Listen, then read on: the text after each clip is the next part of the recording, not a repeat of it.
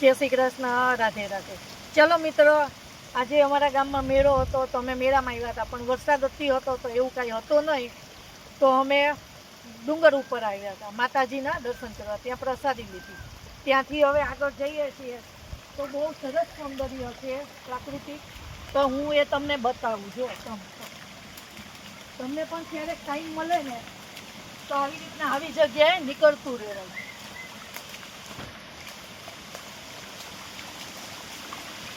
જે મજા આપણને આવી રીતના આવે ને, જો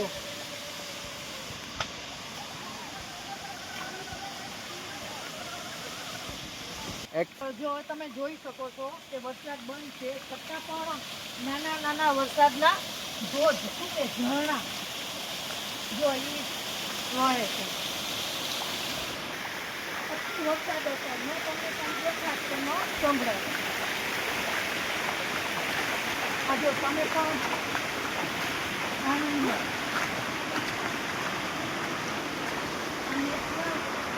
એમ કહેવાય છે કે આ ડુંગર ઉપર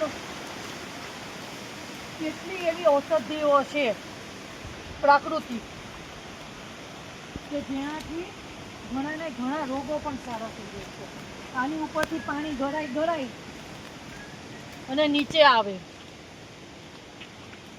જો આ પક્ષીનો અવાજ આવે એ તમે સાંભળી શકો છો. જો યલો પતંગિયા. જિંદગીની અસલી મજા તો ક્યાં હોય ખબર? આ જ વાતાવરણમાં.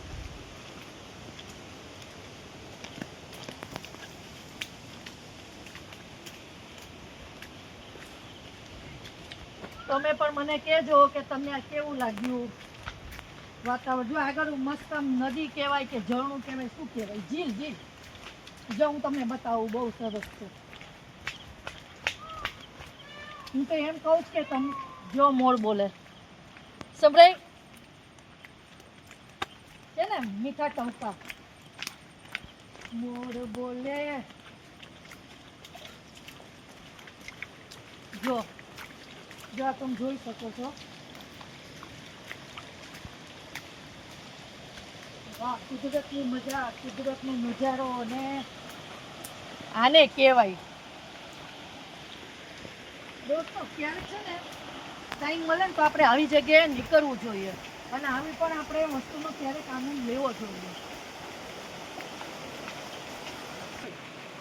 જો દોસ્તો, બસ હવે હું છે ને ભાઈઓ બહેનો, અત્યારે હું અહીંયાથી આ વિડીયો સ્ટોપ કરું છું. જો તમને આગળ નેક્સ્ટ આનાથી પણ સરસ જોવું હોય વિડીયો તો તમે મને કમેન્ટ કરી શકો છો. હું તમને આનું એડ્રેસ પણ કહીશ.